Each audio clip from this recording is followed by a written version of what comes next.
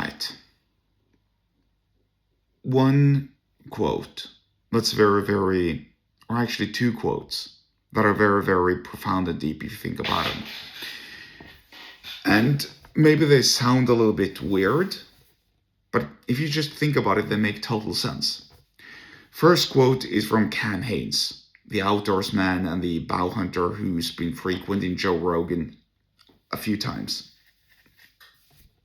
He said, and I'm paraphrasing by the way, let me just find the quote so that I don't mess it up. I am happy when I'm suffering, because when I'm suffering, I do something that matters. That's number one. Quote number two is from Andrew Tate, saying something along the lines of, I don't want to be happy. Screw happiness. I want to feel proud. And let's think about that. Because when I'm doing something that's hard, when I'm suffering, when I'm struggling, when I'm doing something that's painful, I usually end up feeling proud, which actually will make me happy in the long run. I'd much rather aim for feeling proud than for feeling happy, because feeling happy is for children, right? And I'm not addressing children. Now, make no mistake. I don't think it's anything bad about being a child feeling happy. In fact, children should feel happy.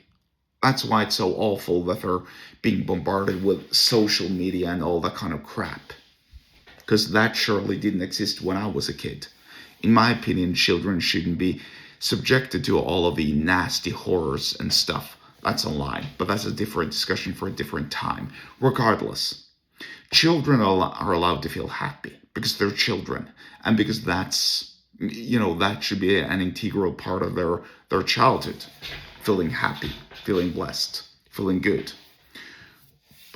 Me, I want to feel happy first and foremost. I want to feel proud. I want to struggle. I want to struggle. I want to work. I want to go through pain and adversity first, because then I'm allowed to feel happy, or then I feel happy, and then I also feel more energized, and I feel better, and it's a better usage of my time as well.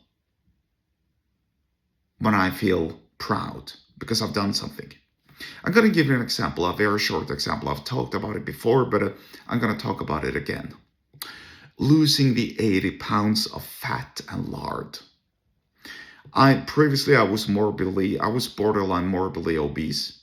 I'm 5'11", not very tall. I weighed about 260 pounds, so you can go calculate the BMI yourself. I think it was in the mid-30s, some such. It was a lot. My blood pressure was increasing, and surely I was on my way to getting type 2 diabetes and probably a host of other potential illnesses. I don't know. I'm just theorizing here. Then I decided to change my life around, much to the credit of a doctor who actually just told me to my face when I'd given her all the excuses for being fat. She just told me, yeah, but that doesn't mean it's healthy, is what she said. And to this day, I don't remember the name of the doctor. I don't remember who she was or is. I don't know where she lives, but she literally saved my life. I think it's fair to say, because if I'd continued down that same path, I'd be fat and miserable and probably closer to death than what I'm now, I would assume. Regardless, where was I going with this? Yeah, do something that's hard, do something that's painful, do something that makes you feel proud. Yes, I actually did that. When I was in Spanish class in high school, I actually paid attention, and I worked hard on teaching myself or learning the language, so that many years later, when I traveled to Latin America, I didn't have that much problems navigating, because I understood the language. I could speak Spanish. I could converse with the locals, albeit on a very, very basic level, but still, I could converse with the locals. I didn't need to resort to English. So think about it. That also made me proud. So my point is simple here. Find something that you can struggle with, whether it's losing weight, building a business, walking up to that hot girl that you want to bang, and pick her up. introduce yourself. Do something that makes you feel proud. Struggle, and then do something that makes you feel proud.